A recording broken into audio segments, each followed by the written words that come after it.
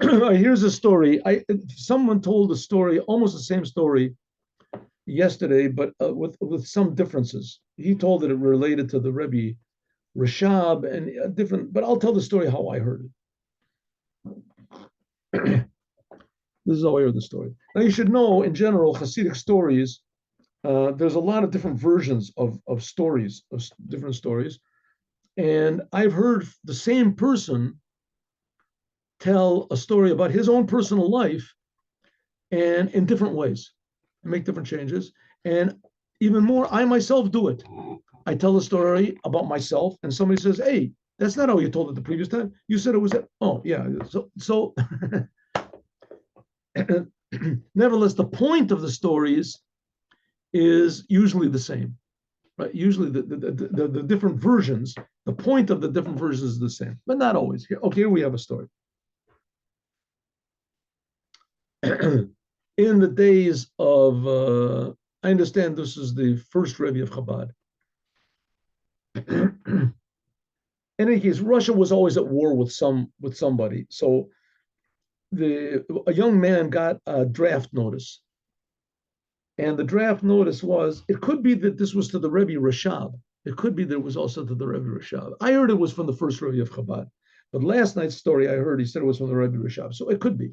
Rebbe Rashab was like 100 years ago, a little bit less. So he passed away about 100 years ago. A little bit more, I'm sorry, a little bit more than 100. Okay, so a young man got a draft notice. A draft notice for a Jew was almost certain death, whether it was physical death or spiritual death. But the Russian army was usually a bit disorganized and underarmed and etc. And they lost, usually with a tremendous expense, a tremendous cost of life. So this man, he went to, I'll tell the story the way I heard it. He went to the Alter Rebbe and he said, I got a draft notice. So the Rebbe said, no problem. Go to the draft board. Make sure you go to the draft board. And he looked at the draft notice and he said, it's a draft notice for Petersburg. You have to go to the draft board in Petersburg and I have to be there on Shabbat. And he said, I want a blessing to get exempt. And the Rebbe said, no, you have to go there. He said, but my father and mother, they say that this is the worst draft board of all. And everyone says that a Jew comes there, they'll take him if he has, he's crippled, he's blind, they'll take him into the army. No one gets out.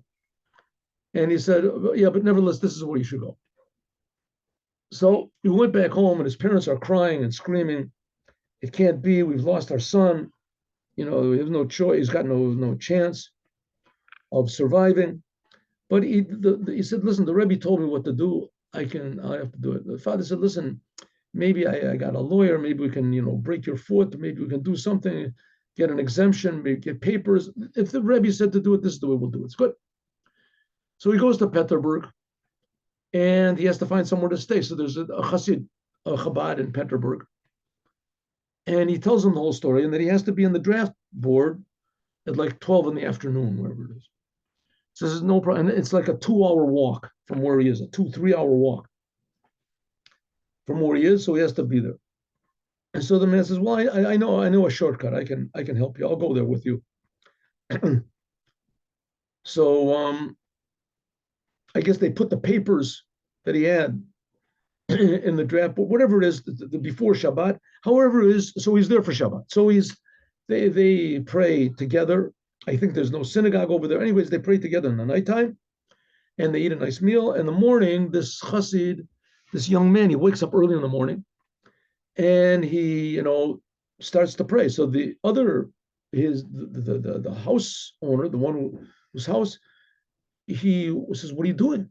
He says, I'm praying because I have to go there. It's like a 3-hour walk and I got to finish praying and I want to be there, a little bit early to get there. And he said, listen, I don't understand. You're a chassid, right? I said, yeah. And I says, well, you have to pray. You have to learn some chassidut first. You have to, who are you praying to? You have to learn some chassidut and put your mind and your soul and your heart in the proper place. Get the Rebbe's words in your mind. Okay, but I don't want to be late. I said, don't worry about it. So they sit and they learn for like a half an hour. After you learn the teachings of the Rebbe's, it's a little bit hard to pray fast.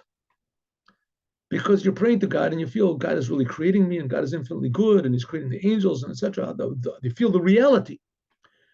Anyway, so he prays. He finishes praying and he finishes his prayers. It's like, already 8 o'clock. So he figured, okay, I got enough time. I can 8:30. He says, listen, have a little something to eat and go. He says, but if you'll get there, you'll be hungry. Come on. So he has a little something to eat, and they sit and they take a couple of chayams and they sing a couple of songs, a couple more songs, and they dance. He has to be in a good mood. He's going to go down there, and God will help, and make a couple more lachaims. All of a sudden, he looks at his watch. It's 11 o'clock. He says, 11 o'clock. I'm going to miss. It's 3 hours away. He said, listen, you're right. It's really late. I didn't realize it was so late, but I'm telling you, I've got a shortcut. And I know we're going to have to make a couple of cuts through the fields and things like that, but let's go. And so they go, they run. It's all, within the bounds that they run, and they cut through backyards and they cut through this and they're running and and they make it there 5 minutes before 12. They go into this, open the door and they go in. As they go in, so it's this huge, massive hall, a big room, and there are desks, stations along this wall, along the wall. So like every, 10, 15 meters, there's a big desk with papers on it and a stern looking official sitting behind the desk. And they open up the door and suddenly there's this total silence. Everybody's looking at them with like daggers coming out of their eyes. And the guard at the door says, who are you? He says, my name is, Borochovich, whatever his name is, Grois. So what'd you come? Today is my day for being checked. I have to be checked. The guard yells out, it's Grois, he came to be checked. Everyone stands up from their places and they come and they scream at him. Why? They all want to go home. But the law is that if someone comes in before closing time is they have to process him. And processing can take, an hour and a half. Usually people don't come at such a late hour. But he came in and now they have to process him, which means it's going to take an hour to process this person. So they all stand up and they're all screaming and cursing at him and everything. So one of the workers says, listen, we're not accomplishing anything. We're just wasting time. So he calls the guard over. Everybody goes back to their seats. They sit down with smiles. The guard takes this Jew and he brings him physically to the first station. They stamp on his hand, disqualified. They go to the second station, disqualified. It takes them to all the 20 different stations. Each one stamps on his papers. They take out his papers. He has his papers. Disqualified. They open the door. They throw him out, and that's it. He's disqualified. So because they were such mean, angry, short-tempered people, as they couldn't say, listen, come back tomorrow or do something, or be a little bit calm. No. Because they were so mean and they were in such aggravated people, so therefore they kicked them out. So the Rebbe knew exactly where to send them, sent them to exactly the right place, to the people that were the the most aggravated and nervous people that could possibly be, and also big Jew haters. They couldn't stand even the sight of him. They just wanted to get rid of him, and they disqualified him. They took him. So we see that sometimes what seems to be bad is really the best. And so it should be also now, the terrible situation we're in Israel. I mean, it is really very miraculous. But, last night there were 3 sirens directly for Kfar Chabad that everybody had to run into the bomb shelters. I personally don't run into the bomb shelters. Personally, I don't, because the Rebbe said that Israel is the safest place in the world, and he said that Kfar Chabad is the safest place in Israel. It's the blessing is here. But anyway, everybody runs to the bomb shelters. There were 3 direct bombs directed at Kfar Chabad. They've had the sirens. But every night, you hear sirens all around the whole area. And to my knowledge, I think there was somebody that did get killed. I think one person. But they must have shot at least 1,000 missiles already. And to my knowledge, no one has been damaged. Someone's car got damaged the other day from shrapnel fell. From the, I mean, it's just quite amazing. And these Arabs, they want to kill everybody. They want to kill babies and everything. And the world says nothing, nothing whatsoever. And just that our bombs do hit, and so the whole world is against us. And of course, our stupid government they're already stopping. They're already, and the fact is the only solution is to wipe out all of them, all of them. When they came back after killing those 1,000 children, everyone rejoiced. I don't know if you've ever seen it. I mean, I saw it and it was just, just shocking. I can't get the picture out of my mind.